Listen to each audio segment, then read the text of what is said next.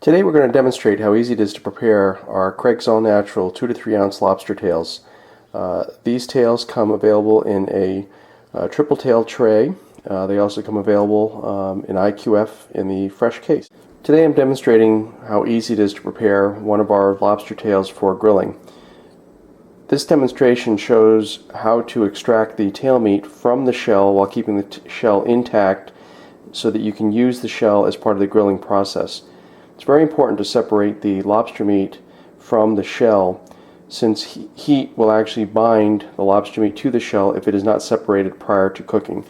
So I'm going to show a very simple technique for removing the meat, seasoning it, placing it back on the shell, so you have a perfectly prepared lobster tail for grilling. These lobster tails have been thawed out. It's recommended they're thawed either overnight in the refrigerator, or you can also thaw them in a cold water bath.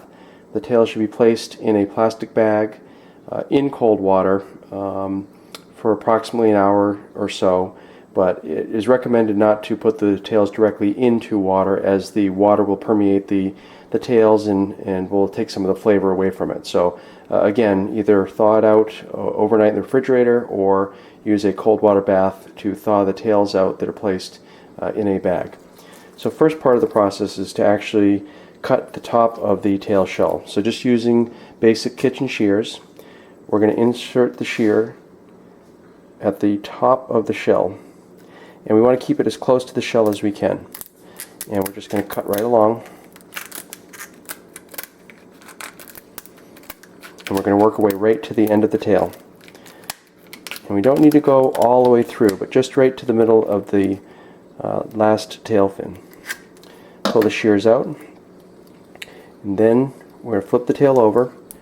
I'm right-handed, and we'll place the tail with the base of the tail between my index finger and thumb, and the tail end by my pinky, and we're going to make a squeezing motion, kind of like a giant nutcracker. And we're just going to do a quick squeeze. You'll hear the crack. And what that basically did is broke the hinge on the tail so that we can open it up and we can extract the meat.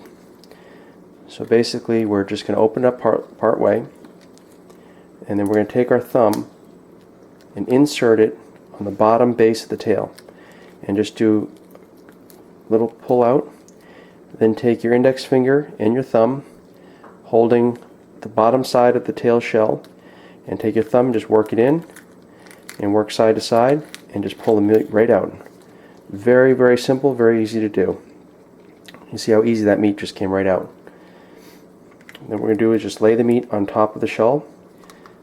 We have just a little bit of a vein left here. We can pull that out.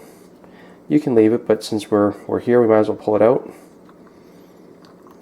Okay, and so that is a very basic technique for extracting the tail meat. Do the exact same process for actually doing a butterfly lobster tail, but in this particular case we're actually going to be grilling this tail. So now that we have the tail exposed, as you can see with the nice cut that we made, there's your tail meat. We've got it sitting right on top of the shell. Very easy to do. But we're going to open this up right now, and we're just going to take some light seafood seasoning. Here we're using Denny Mike's Fantastic, and just a little light seasoning. And we're going to fold the meat back together, and we're going to open up the shell and just place the meat back inside. So now we have the tails back intact. So important that we separated the meat from the shell, because now we can put this on the grill. The tail meat will cook perfectly and will just come right out, and we already have it cut, so it will be very easy to extract. And there we go. There is a perfect tail for grilling, lightly seasoned. You could use a little bit of butter or olive oil on the inside just prior to grilling.